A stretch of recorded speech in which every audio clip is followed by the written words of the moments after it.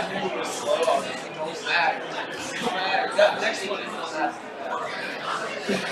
6 bucks.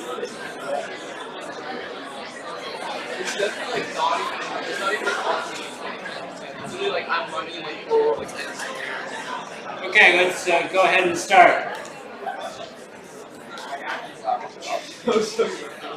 So today we're going to talk about a part of the whole compilation process that's sort of the part that doesn't get any respect and nobody ever talks about, but it's called linking, which is the concern of when you've compiled your code, typically as a set of multiple files, how does it all get pulled together along with the various library code to form an executable program?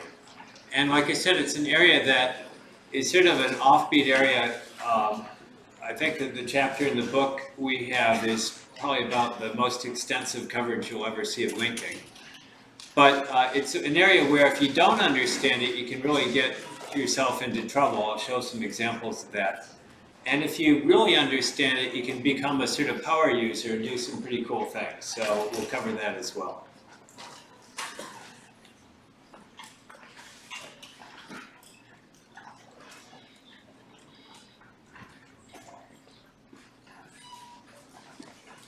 So imagine we have a program that's sitting in two different files, main.c and sum.c. And main, of course, is the main function, but it calls a function called sum. And sum is declared in main.c, but not defined. And then there's a separate file called sum.c, where the file, this particular function is defined. So that's one important distinction. Declaration means there's some statement about, in the case of a function, what return type it has, what argument types it has. But a definition is where you actually provide the code for the function. So the job of a linker then is to, well, the normal compiler would take those two files and create .o files. But those are sort of only partially parts of executable code, the .o files. They're like the representation of the individual files on their own. And it's the job of the linker to then pull those two together and also some information about the libraries to create an executable program, which we'll call prog here. And so that's sort of the fundamental job of the linker then, is somehow to resolve these different pieces, that there's a function declared in one file and used in another. So how does then the final code get pulled together and know how that original function is supposed to call this external function? So why are there linkers at all? Well, partly this idea of separate compilation. You want to be able to compile individual files. And you can imagine for the kind of scale projects we do in this class, it's not so important. But when you have an entire operating system or the code base of a major corporation, there's a huge amount of code that all has to get pulled together to form things. And you don't want to have to run the compiler over and over again every time you change one line of code somewhere. So this idea of separate compilation is important. And the other idea is this idea of libraries, that we make use of printf and a2i and scanf and malloc and free, all these functions we call routinely. And somehow those have to get, the code for those has to be brought in so that our program can access them as well.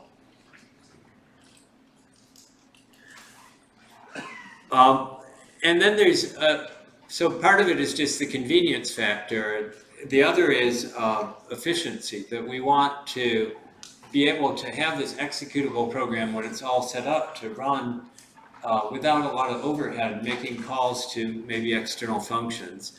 And also we don't want to have to replicate copies of, say, the entire C library over and over again in every executable program we make. And so that's an idea we'll call dynamic linking, and that's a big part of what we'll talk about. So the key part of it then is this resolution, this sort of activity is what they call resolving symbols. So a symbol is the name of a variable or a function, and somehow we have to, we might reference it in one place, we might declare it in others, we might define it in some, and where does that all get put together? So we can see this sort of with our real simple example is actually a pretty good starting point. As I mentioned, there's actually in this code, there's 3 different symbols. There's within main, there's this global variable called array, and then there's the main function, and then in the function sum, there's a function called sum. And so those are the 3 symbols in this program. One thing you'll notice is that argc, argv, val, those aren't symbols because they're just locally declared or locally used variables. And so the linker doesn't know anything about them. Only these things that somehow have a global extent or involve global declarations exist in a way that the linker even knows about. So let's actually just look at some examples.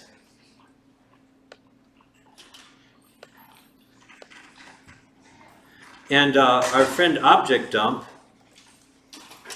when you give it the flag -t, can tell you about the symbol table in functions. And of course, like a lot of things, it looks very cryptic until you get used to what it's saying.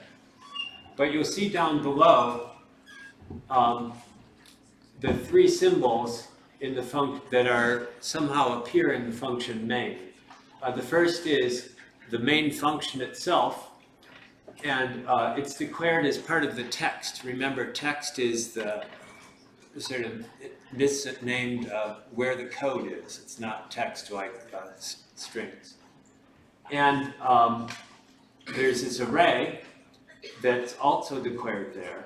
And then you'll see sum is listed, but it has this parameter star UND star, meaning it's not defined in this particular function, but it's somehow referenced, so it's something that the linker is going to have to help resolve. If we look at the code for main with object dump, if you say, show me relocation information and code, so you remember looking at disassembled code, you'll see that there's, we'll look at this on the slide, but the first, there's some funny entries there. You see the R_, x86, 64, 32, and PC 32. That's information, basically what's happened with object dump is it's merged information from the symbol table into the disassembled code. That's what this argument I gave it, you saw it was -RD. So disassemble and show relocation information. And what that's saying is that this particular line, the first one is going to be where the address of array, this global variable, will be put, somehow inserted into the code. And then the second is where the call to sum is going to be, and somehow that's going to be put into the code.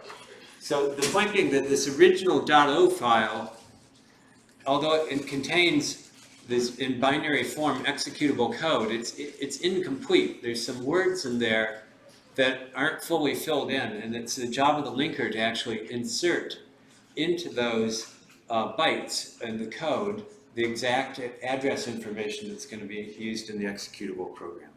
So we'll see how that takes place here. One of the kind of interesting lessons about this too is how the linker is really, it's not a compiler.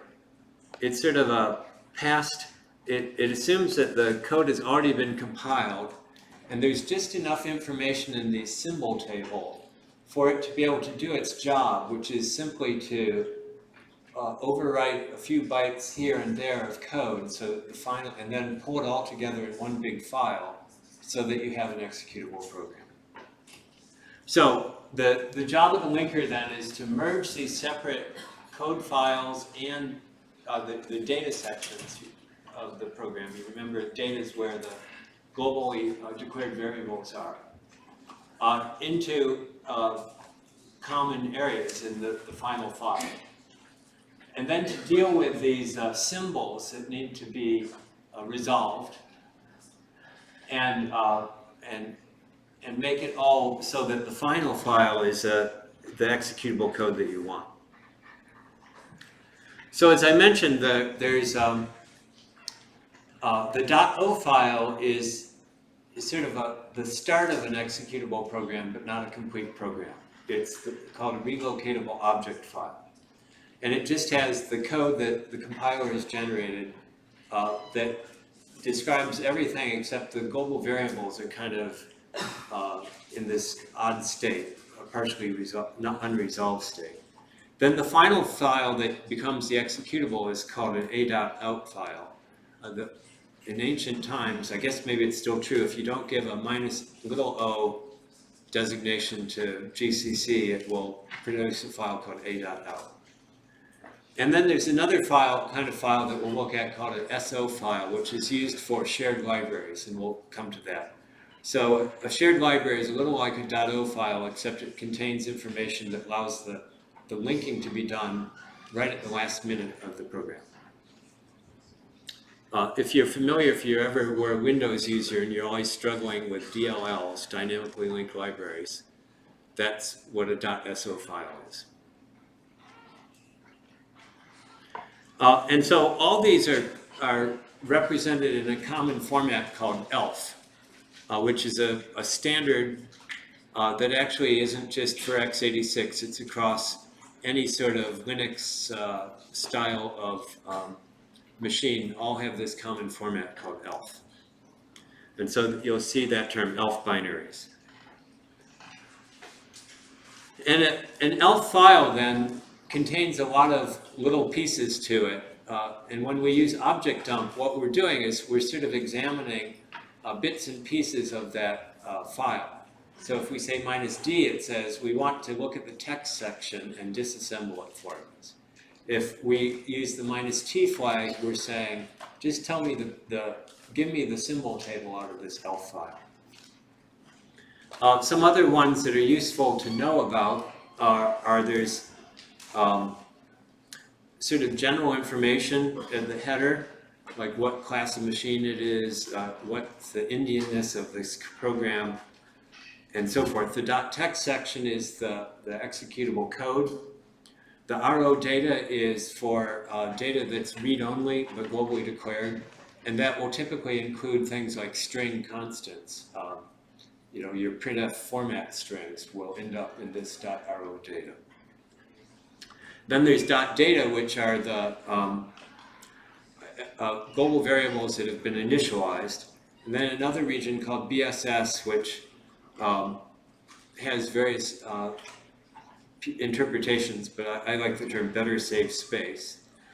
The idea of a .data section is it's an array that you've given some non-zero value to potentially.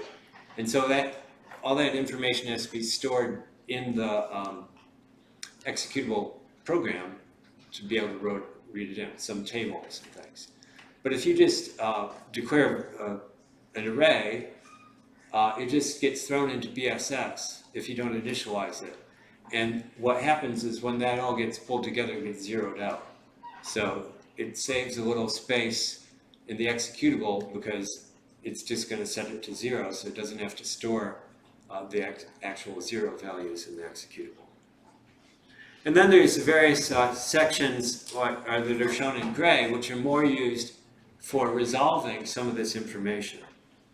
I'll also mention it, we won't really go into it, but the .debug section is interesting. That's how GDB works.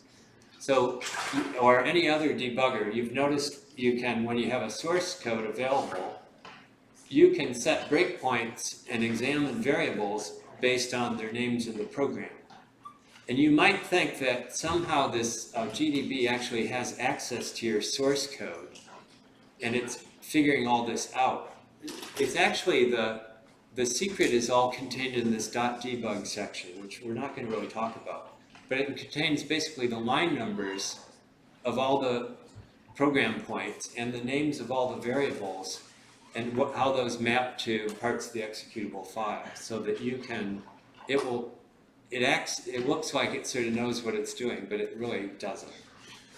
GDB doesn't really know much, except it can have a pointer from in this table to say, if the user says, set a break at line number 171, well, 171 corresponds to this address in the code, so set a breakpoint at that address.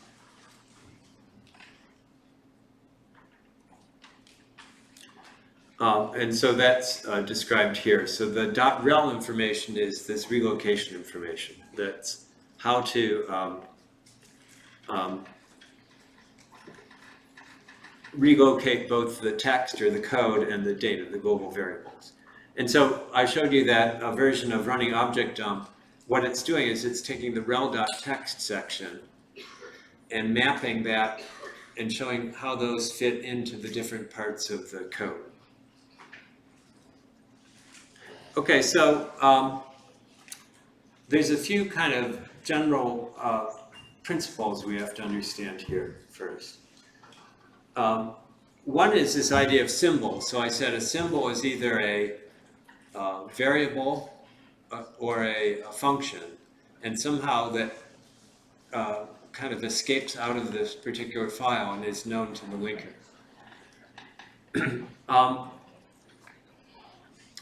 And so in general, those will be ones that are defined in one part of the code and referenced or potentially referenced in another. And so within a file, then, there's some external symbols, ones that the definitions exist elsewhere, and some local symbols, ones that are defined in this particular file. And so symbol resolution is basically figuring out what symbol means what file actually contains the real definition of this particular symbol, and that the linker should then reference from all other files. And it's pretty simple in this case. For example, array is a symbol that's defined and referenced in the same file. Main is defined in the main function, and then that's of course used by the compiler to set up the beginning of the program. A sum is a case where it's defined in one file and referenced in another. And as I mentioned, things like val and argc and argv don't show up in any symbol tables because they're not known, they don't exist. The linker doesn't have to keep track of them. And similarly, these other variables within sum. So here's a little test of your thinking. Here's a bunch of names on the right. And the question is, which of those actually become symbols in this file called symbols.c? So let's just do the answers are either yes or no. So let's just do a little. What about time? Yes, time is a global variable. Foo? Yes. A? B? Right. So those are all local variables. Same with argv, argc. What about main? Printf? Anything else here that looks like a symbol to you? This is a trick question. So actually this format string shows up in the symbol table because it goes into read-only data. So you can look, we can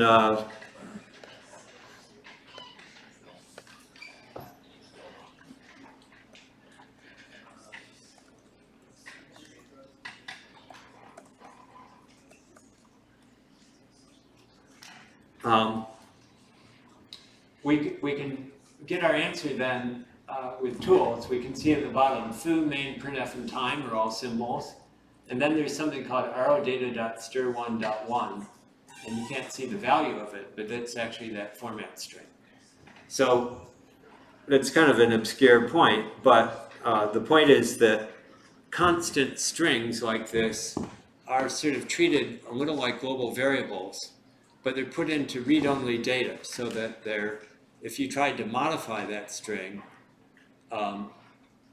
you'd get an error.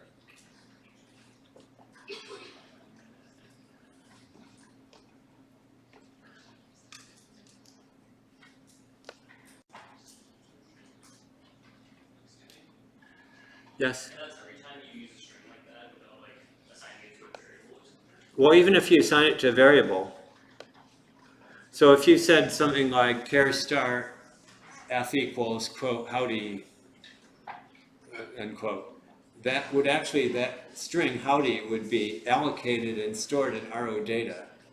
And then your variable would be given a name. And now if you said, if that name is, actually that's a good question. We'd have to try that. That's an so you said char star s is equal to some string, and then you edit it. I don't think it'll like that. It will not be happy. Yeah, you can try it. Now if you said char star buff of 10 is equal to a quoted string, then you can modify the elements of buff. Because what you're doing is creating an array and initializing it. But if you give it a string constant, that's just what it says, it's a constant. So you could change s to point to a different string, but you couldn't change the contents of that string. I'm pretty sure that. You could double check by trying to compile it, but I'm pretty sure that would happen. It's a good question.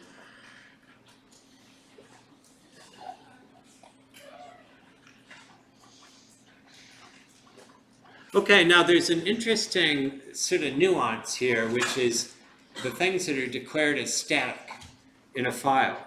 So you know that static has, like a lot of things in C, has multiple meanings depending on context. So one of them is if you want a sort of semi-global variable, a variable that's accessible within this particular file, but not by the rest of the program, then you should declare it static. And static is actually a very good habit to get into, including making your functions static if they're not going to be referenced elsewhere, just to avoid sort of name confusion, especially if you use names like X. So anyways, you know that to say something is static in a file makes it sort of a variable that's global within this file, but not accessible outside. And then there's another version of static, which is if you declare a variable within a function, a local variable within a function, to be static, then it's essentially shared across all calls to this function. So, for example, you see 3 different x's here. Those are actually, will all be 3 different variables. The main one called x is accessible, for example, by this function h. The function, the one within f is only accessible by calls to f, and the one in g is only called by calls to g. And the other trick is that where it's given a value like 17 or 19, but that's only done the first time the function is invoked, or maybe the first time it's invoked, and thereafter it won't change. So it's a way you can, it's just a tricky way you can sort of hide information in a program. So it turns out that all 3 of these will end up being symbols, even though they're local to this, and that the linker is going to have to help resolve them. And then you say, yeah, but how does the linker keep track of 3 different x's all in the same file? Well, what it does, if we look,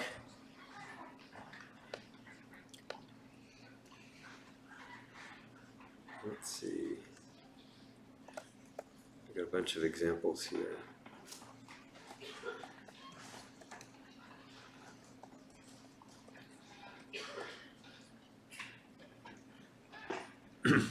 you'll see up sort of midway through, see if my pointer's working, that there's 3 x's, but one of them is the sort of global variable x that's for the whole file, and then this x.1721 and x.1724 are the sort of hidden versions that are within this particular set of functions. And so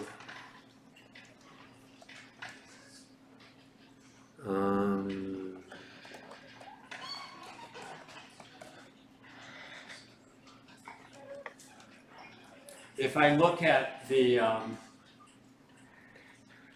yeah, it's kind of messy to figure it out. But you'll see that somehow all 3 of these functions need to have some relocation information provided to it. Without going into the details there.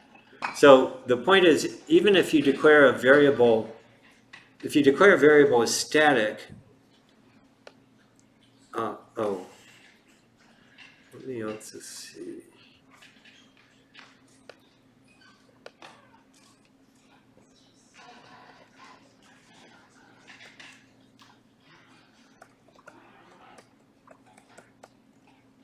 If we can figure out,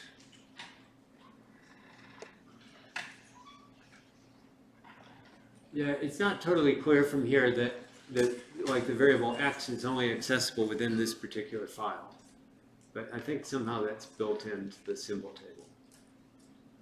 I don't remember all the exact meanings of those various D's and capital O's and things.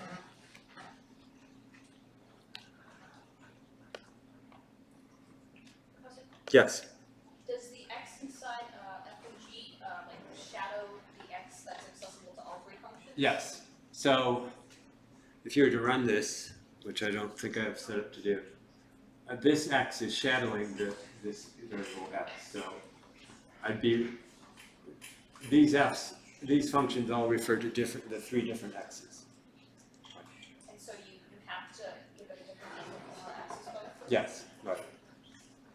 Yes. Why do the static variables go in the symbol table if they're only just based on the Because it's still the job of the linker to merge the.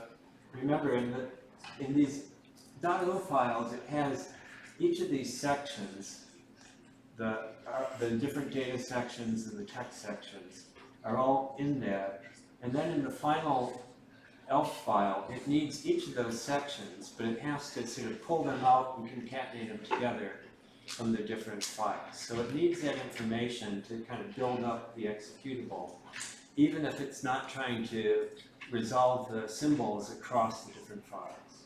Make sense? These are good questions, buddy.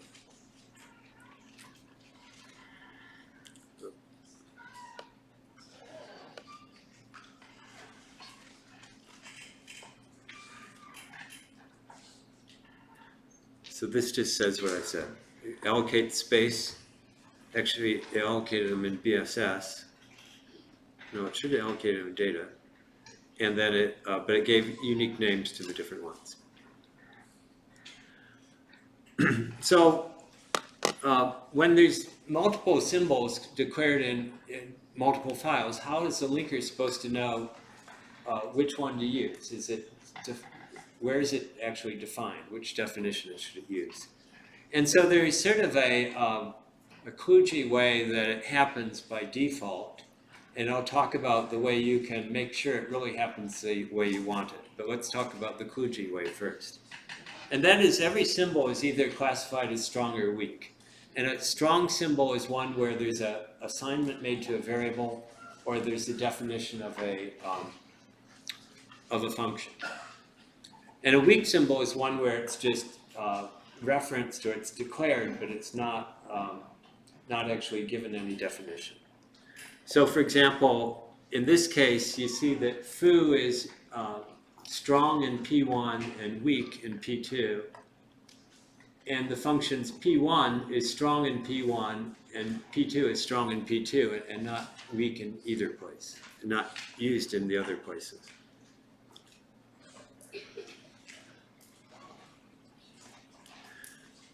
And so the general rule is if you have multiple strong symbols, then you'll get a linker error. It'll say multiple declarations, blah, blah, blah, and it won't link your code.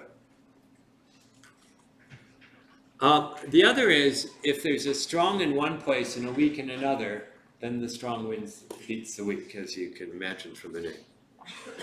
And if there's multiple weak symbols, and this is the kludgy part, it'll just pick one and say, oh, okay, that looks good. We'll use that one, which can get you into trouble.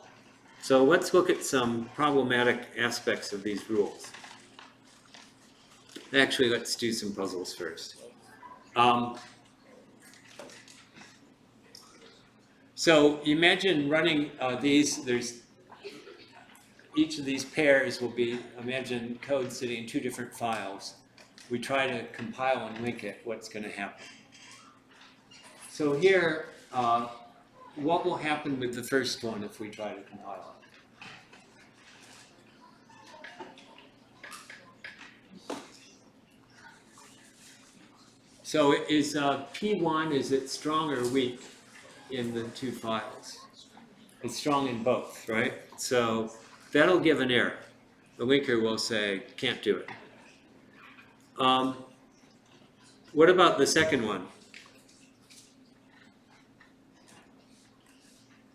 So now I'm calling P1 and P2, so they're distinct.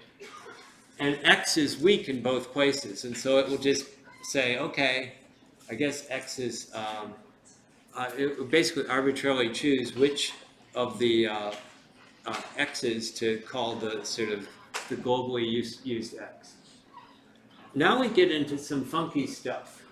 So what if we have, you'll see X here on the next one is weak and in both places, but it's declared with two different types. What do you suppose will happen there? This is where it gets kludgy.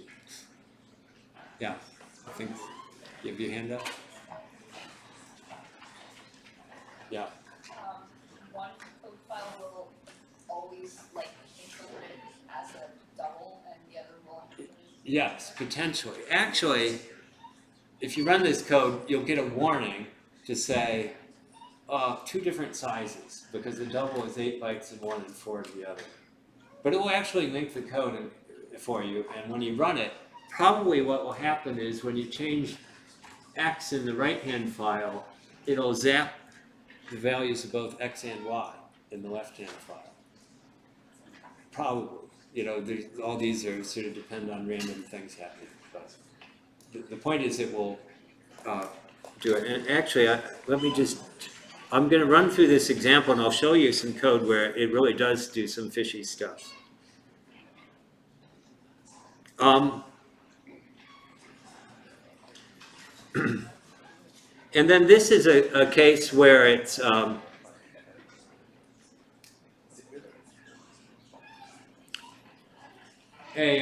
a similar problem, except instead of just sort of randomly choosing it, it's strong on the left and weak on the right. But the point is the linker does not do type checking. The linker actually, it knows how big something is, but it doesn't know its data type.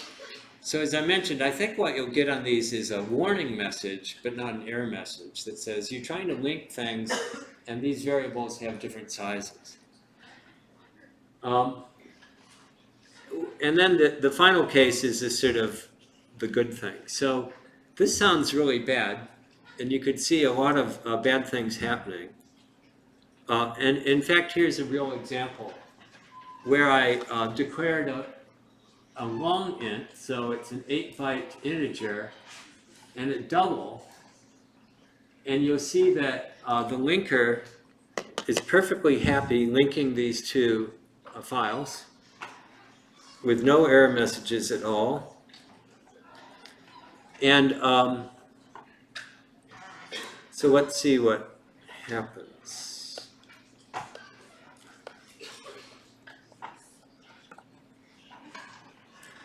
So I type mismatch, and it's supposed to print the value of X, and it prints some long big number, right?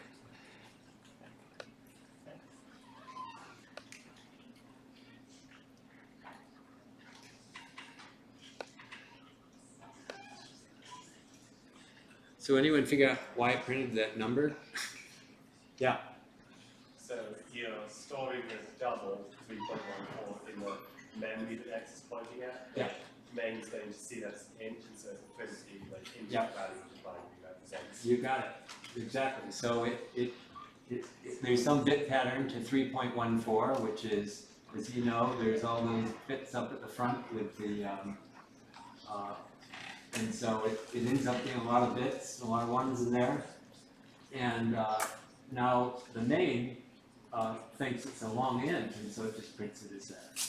The point was that the compiler didn't complain, the linker didn't complain, everybody was happy except for me, because I had this really botched up execution. And you could imagine that happening, imagine that in, you're working at major global tech company, and this happens, and somebody's going to come around and point a gun at these two people saying, why do you commit that file? So, so something should be done, right?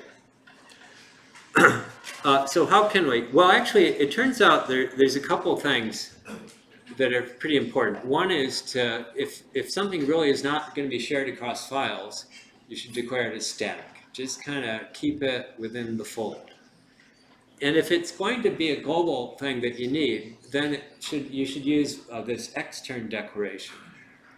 And extern is sort of like a weak symbol, except it's even weaker, meaning that if the linker, you saw with these weak symbols, that in the end it will choose one and use that if there's no strong declaration. An extern, if there's no strong symbol with that name somewhere, then the linker is going to complain. It says, you told me there'd be something called X, but I don't know what X is. Yeah. Are you saying that X will be defined somewhere else? Yes. So extern is external. And the interesting thing, let's see, here's an example demonstrating this idea. And this is sort of one of the ideas of making use of a .h file. And you see in my .h file, I declare G to be an extern int. And I pound include it in two different files. So in the upper file, you see that it's truly is external, that int G does not, it's just referenced here, but there's no definition of it. You'll see in C2.c, it's actually defined in here. But the compiler is happy with that. I was just reading to make sure I believe this. You can say in this, because remember, pound include is not something magic. It's literally a direct expansion of that text within your file. It's done as a pre-processing step before the compiler really touches your code. So it's as if you just copied those two lines directly into this file. And so effectively, within a single file, I'm saying there's an extern int called G, and there's an int called G. But it's fine. That sort of, that's purposely allowed so that you can do these pound includes. And so the G will be resolved then to be this unique integer G that's defined in this particular file. And the good news about that, you see, is if I do it this way now, I won't have that mismatch of types. If everyone's using the right .h file, if it was used as a double in one place and as an int in another, then it would you'd have a complaint by the compiler, because it would say, look, you said the G is an extern int, and now you're trying to create a double called X, and you can't do that. Does that make sense to people? So that's sort of part of the purpose of .h files and the idea of externs. Question? Yeah. So in the global.h file, even if you don't put an extern in front of the G, wouldn't that still make it a weak symbol? Yes. So you could do the same idea of just take out the extern in global.h, and that would become a weak symbol. And it would, in this case, give you the exact same effect. The difference is if I omit that line int g equals 0, and I still have that extern, it will give me a linker error. It will say, you've told me there'd be something called g, but nobody's defined it. So with that extern, I have to, in one of the files, actually declare it. So it's the same idea, but it's a little bit cleaner to say extern.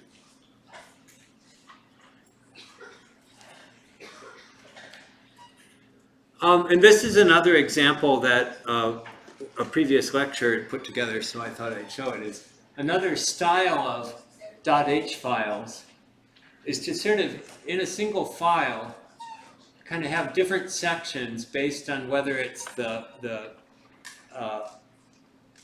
local, the one that's actually defining this, whatever the file is, this variable, and the other that is just consuming that information.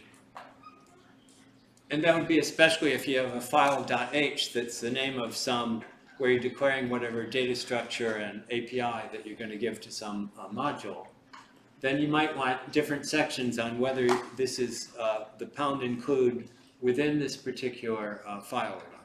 So the example here is, if I say pound ifdef, it means if there's a compile time constant called initialize that's been defined, then use the red code, and if not, then use this black code. So now if I pound include global.h after I've defined initialize, and the default value initializes, it defines it to be 1, but the point is it's defined. Then here, this init and this g would refer to the red code, and up here where I don't define initialize, it would refer to this black code. And so this example is a little too small to appreciate it, but you'll see that's a fairly common pattern of, like if you go back to the C programming lab, you'll see that I did some tricks to use different versions of the of different functions depending on whether it was internal or external, whether it was your code or my code, basically. I'll show you that in a minute. Okay, so as I mentioned earlier in response to one of the questions is, each of these .o files has its own little, it's a complete ELF file, so it has all these various sections.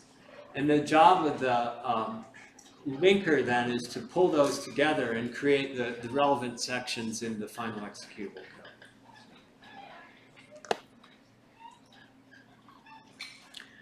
And this is something I already showed you. When I used object dump -rd, so where you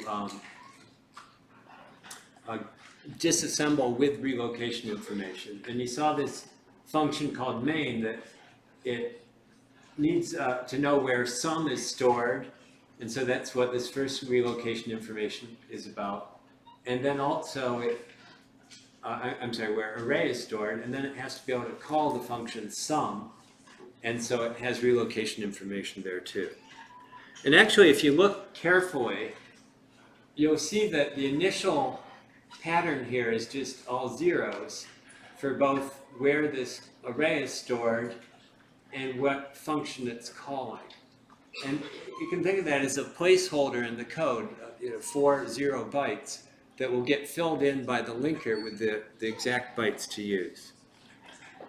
And so when you finally compile this and link it together into a executable program, you'll see that in the end, this call has been filled in with the value 5.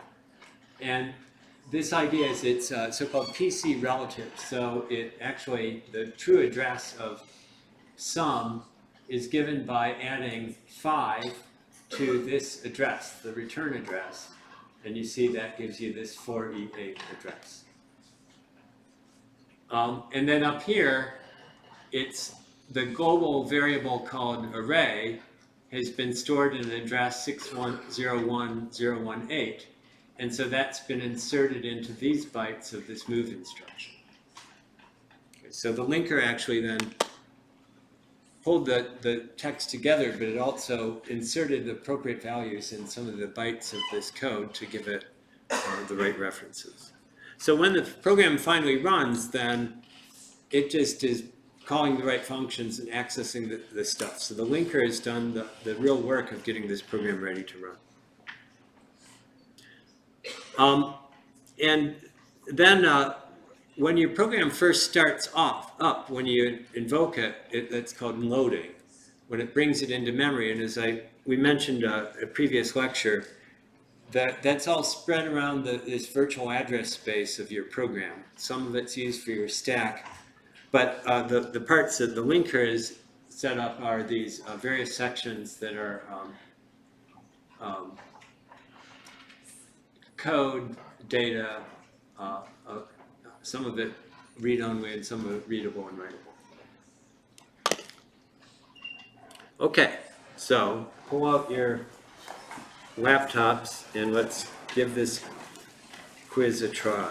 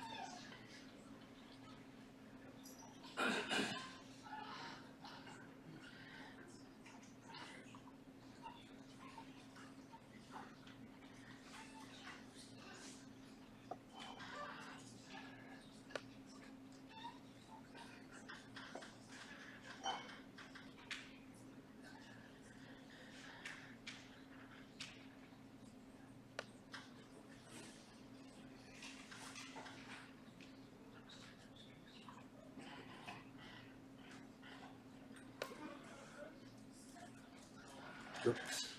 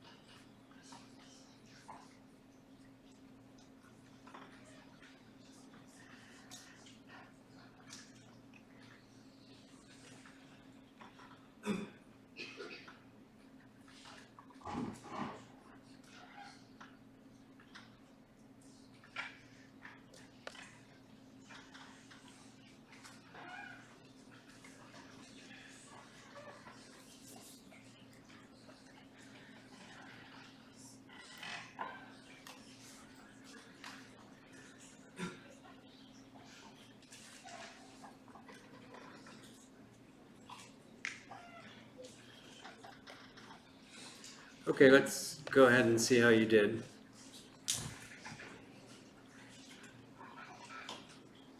I have to confess that I didn't get all the answers right when I did it the first time either, so.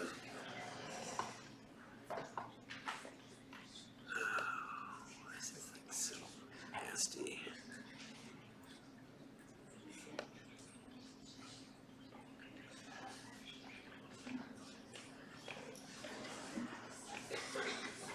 Oh, come on.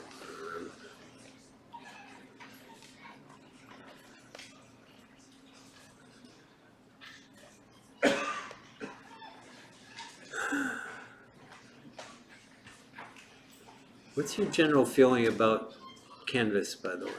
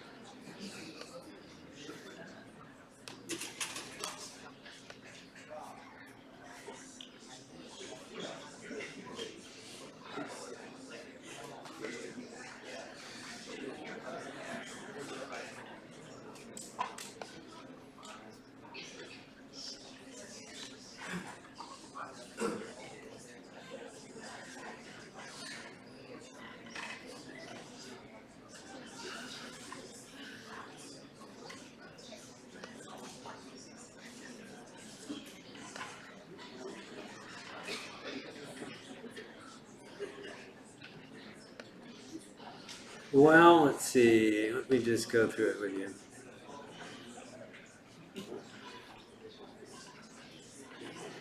Okay, sorry, technical difficulties. Question 1, you have 2 source files, you want to share them. Which approach should you take? What did you think? That should be kind of what I just said, right? Extern, you got that? Yep. How many of the following, which of the, let's just turn this into a which. Which of the following will be in the symbol table? My global 2? Yes. My shared global? Yeah, it will be in the symbol table, it'll just be marked as not defined here. And then foo, right? So the answer is 3. Okay, back to caches. If B equals 4, capital B is 4, that means 4 bytes per block, and it's a 64 byte cache, and it's direct mapped. How many sets? 16, right? It has nothing to do with the address size. That was misleading. It just says that, because it's a direct map, so the E is 1, so it means that each of these bytes is part of a different, each block is part of a different set.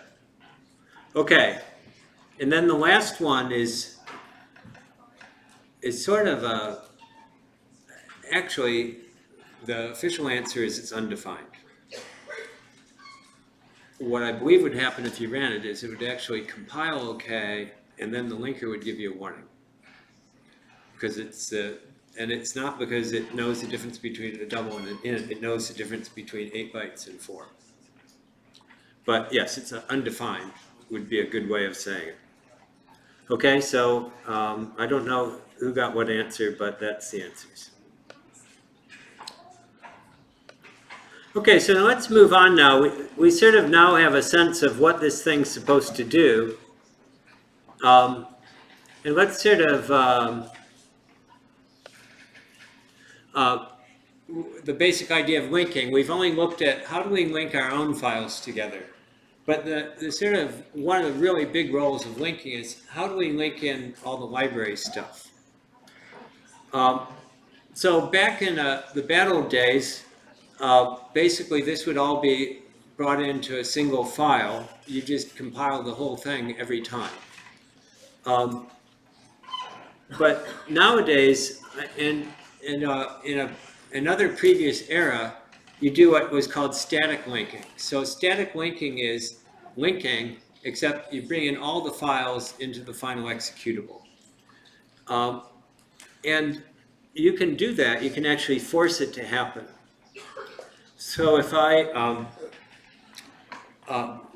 the library files are in an archive format called .a, and you can call a program called R for archiver and create, excuse me, your own library code.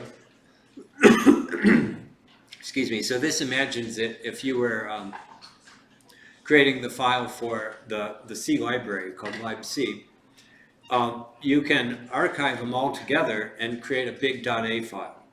And then when you go to compile, and so for example, if you look on a machine, you can use the archive program, which is a little like tar, except without the T, in terms of the arguments you give it.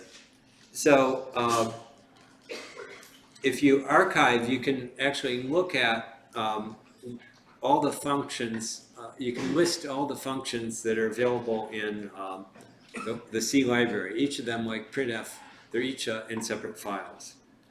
But that file is 4.6 megabytes. And the libm, which is the math library, is 2 megabytes. So the point is those all exist, they're in the standard place on a Unix or Linux system is /user/lib. And the other thing, you know, when you,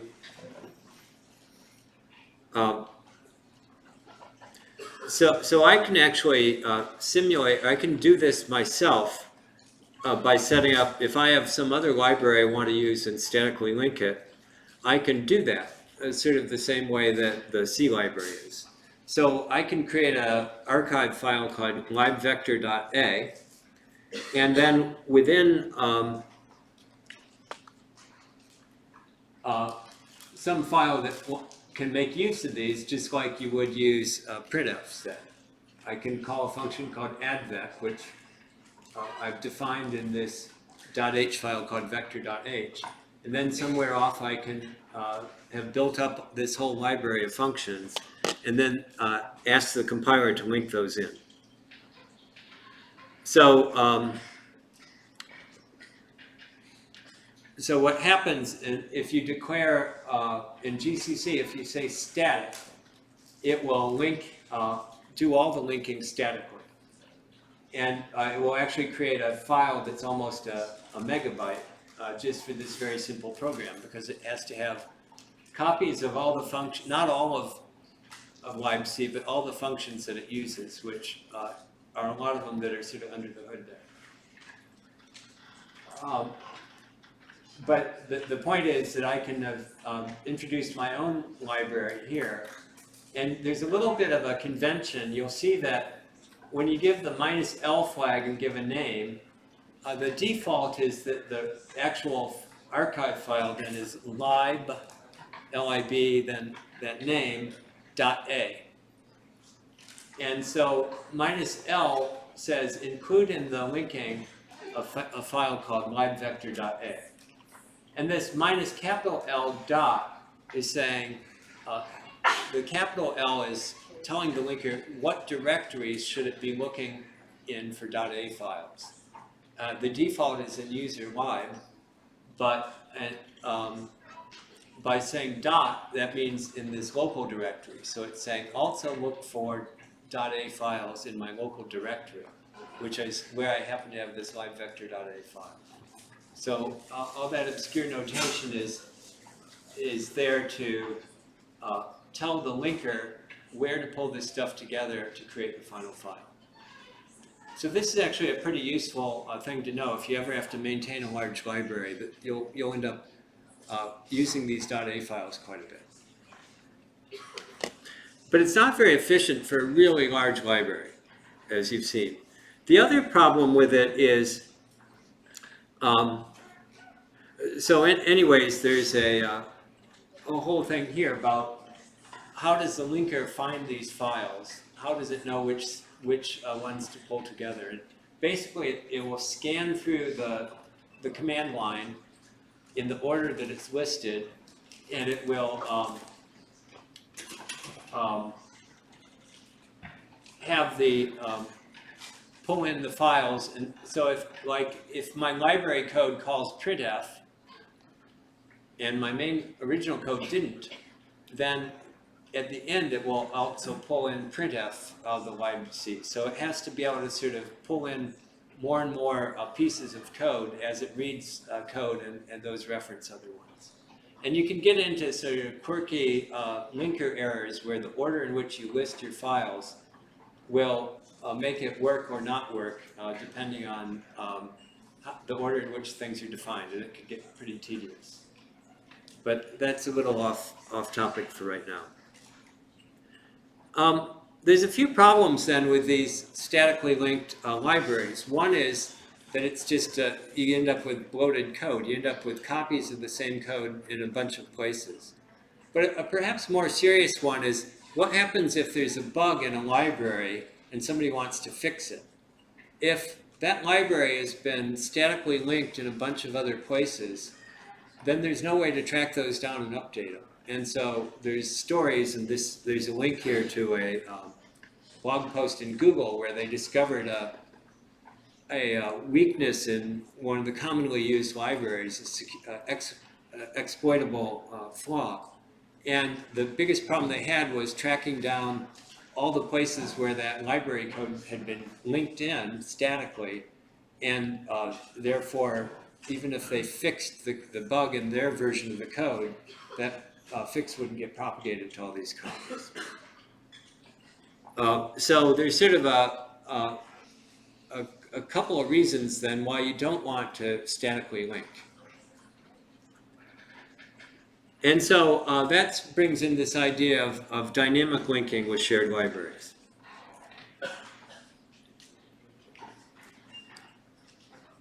And so, for example, and as I mentioned, those usually have the extension .so, and those will be dynamically linked. And there's actually two forms of dynamic linking. One is called load time, meaning when the program is first brought into memory, getting ready to execute, then it will go and pull all the library information in and add that to the pile. And that's the sort of default. That's what normally happens. But there's another more clever thing where you can do runtime linking, where you can basically wait until the program is started and then link in a library. And I'll show you some of that. So let's just look at my examples a little bit.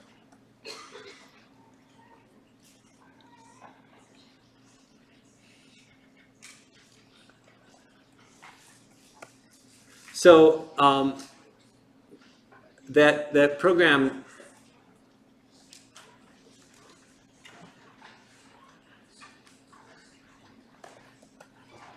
let me see what it's called. Oh, the one that involves main and sum.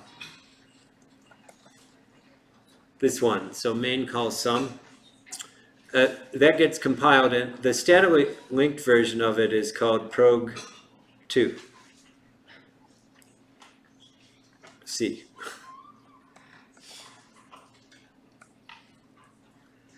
And it's all statically linked. And if I were to object dump it, I don't know if you'll be able to see that here. It's going to be a mess.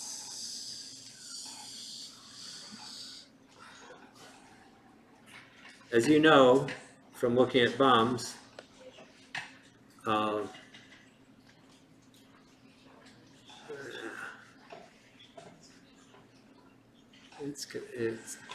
can't get the right parts of it. But the one that's more standard is called prog2l, was just generated by the sort of default commands. And if you run a program called LDD,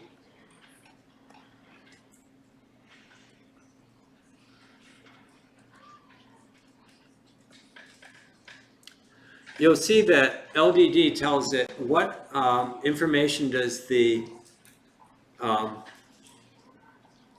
prog2 is a different program. Prog2 is this one with the vector library, sorry. So prog2, let me just go back to what I said. It's the example I said where there's a vector library that we want to link in. So you'll see that prog2 requires the standard libc, but it's also looking for a file called libvector.so.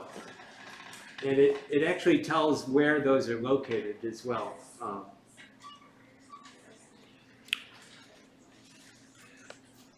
So that's an example then where I have set up my own version of a dynamically linked library. And that takes a little bit of weird stuff with GCC. So first of all, I need to create there's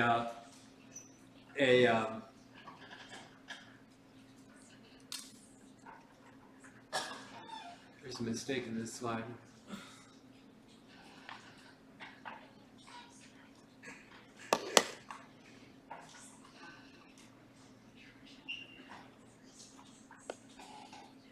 Excuse me.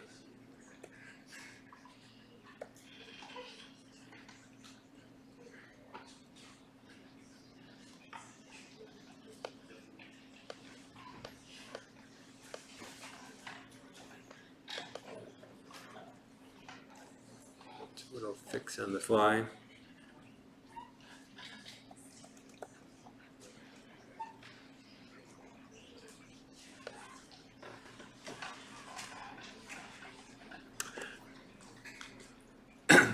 So, with this magic incantation creates this .so file, the dynamically linkable vector.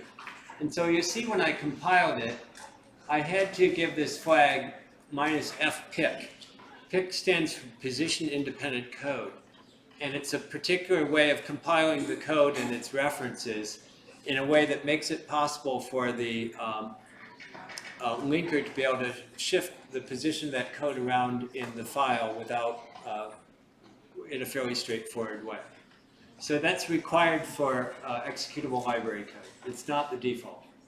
And now when I want to create this .so file, I have to now say, give this flag -shared to tell it that what I really want to do is, and so even though it says it's to GCC, it's really to the linker itself. It says create a file so-and-so.so containing these .o files. And if you haven't compiled it with PIC, it'll complain. So that's all sort of, this picture sort of shows that whole thing all as one step. You could start with the .c files, tell it that you want position independent code and that it should be shared into a vector, and that will create, that'll do what those two steps I just showed were. It'll create this thing called live-vector.so. And then the linker will build this all together, but as I showed you before, once I load the program is when it actually brings that library in and assembles it together into the actual program that's running on your machine. So this is called load time, meaning that the actual library code gets added to your code at the time the program is first being started up. Now you can do even a more exotic thing, which is you can basically, within your own program, call the linker. And so that's called runtime linking. And I'm not sure why you'd want to do this, but you can. I mean, I can think of some scenarios where you want to do it, but it's a little bit obscure. But the basic point is there's a library program called dlopen that you see it opens a .so file and it does what's called lazy, meaning it just opens it, but it doesn't do anything until you tell it to do more. And then there's a function called dlsim, which means resolve a symbol. And you give the name of the function as a string, and basically it will resolve that symbol for you using the linker functionality to create now a pointer to something, which will be this function called advec. And now you'll see I can call advec just like before, but the point being that advec really had no meaning whatsoever until I made this call to dlsim. It was a null pointer before. So it will actually fire up the linker, pull in, resolve, do all the appropriate resolutions of the symbols and so forth, create a pointer that then you can use as a program. Yes? Why isn't it the case that if you only need one or two functions from a big library that you can only that you have to load all of them rather than just loading those two functions? Oh, it will only pull in. The linker will do the same thing that the .a files is. If you have a bunch of functions in different separate files, it'll only pull in the files that you're actually referencing. No, but functions in the same file, you have to pull it all. If you had a bunch of files in one file, bunch of functions in one file, it'll pull that whole file in. The linker is not that clever, right? The linker kind of knows about blocks of stuff, and it has various pointers to it, but it really doesn't have this granularity of individual functions. So the lesson on that is if you're creating a library and you're worried about that, you should use a bunch of files. Good question.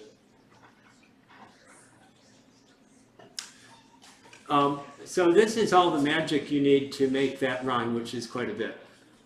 And you have to include this library, the dynamic link library. You have to include it because that library now becomes this code that's used to do the actual linking.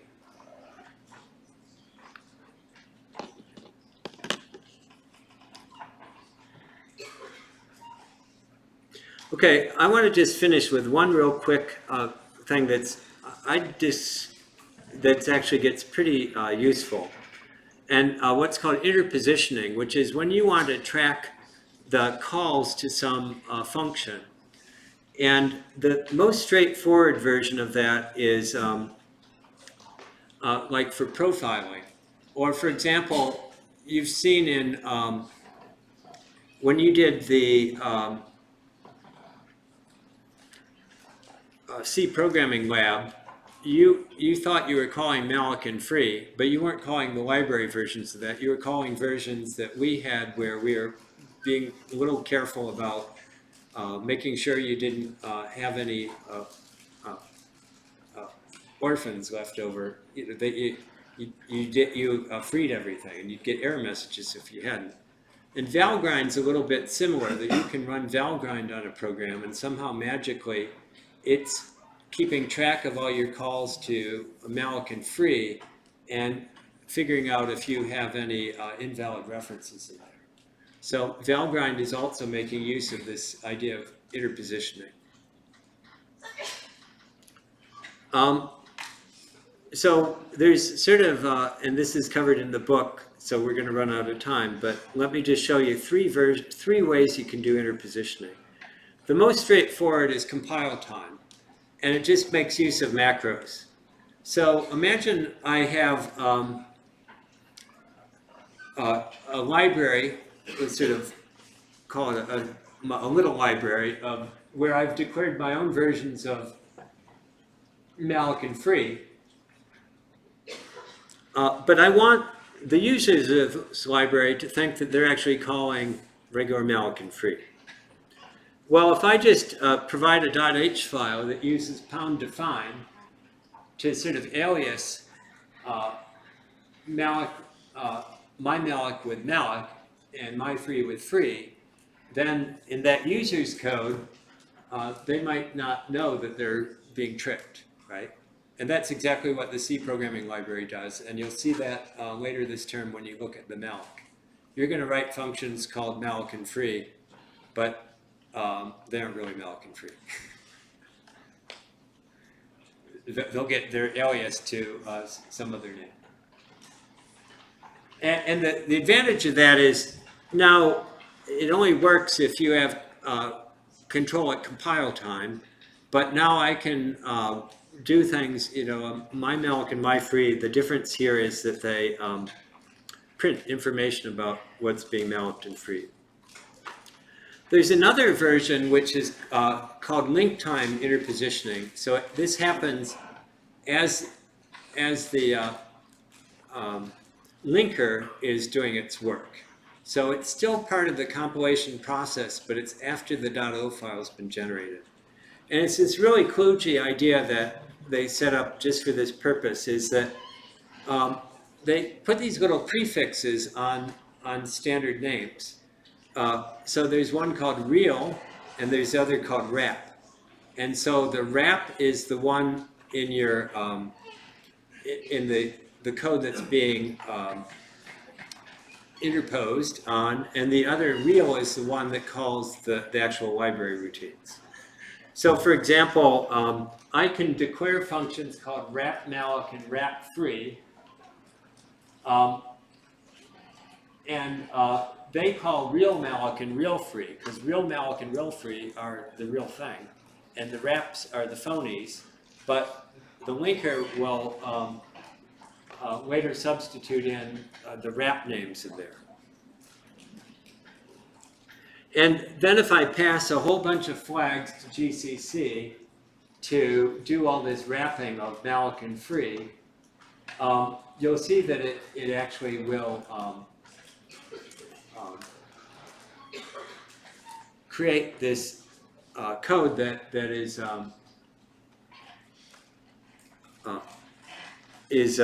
making use of this new library, this interposed library.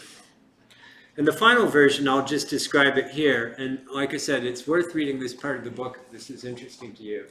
Is this really clever one where you make use of this dynamic linking, and you basically, at runtime,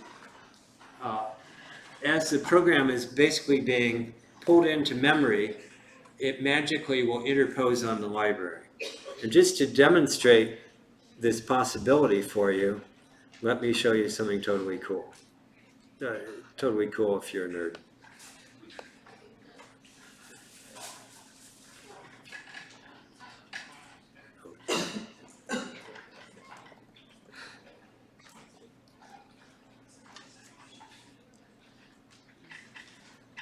So the idea is there's this program called int_r interpose, and if you look at the code, it's just calling malloc for as many bytes as you're passing on the command line argument.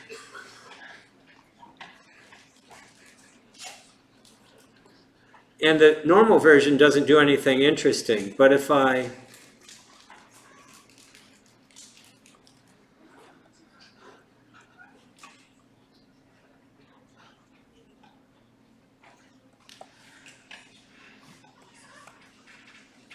set an environment variable called load preload with the name of my library, my desk.so file, so my dynamically linkable malloc library, then I will, when I call this function, then int_r, this program, at the link, when it's being pulled together, it will actually use that library rather than the standard libc.a. And what's interesting about this is you can interpose anything as long as it was set up for dynamically linking. So even the ls command in Unix, you'll see makes a bunch of calls to malloc and free. And you can see exactly what calls it's making there, even though I didn't recompile ls, I didn't relink ls. What I did is ls is a dynamically linked piece of code that usually sits in I'm not sure where it usually sits, but it's just a piece of code there that normally gets pulled in, dynamically linked with the regular C library and executed. But in this case, I sort of told it, oh, use my own custom library to do it. So you can imagine if you're trying to track down, you're given an executable program that you don't have access to, but you want to understand it better, you can use this interposing trick in some pretty clever ways. Okay, we'll take care of this.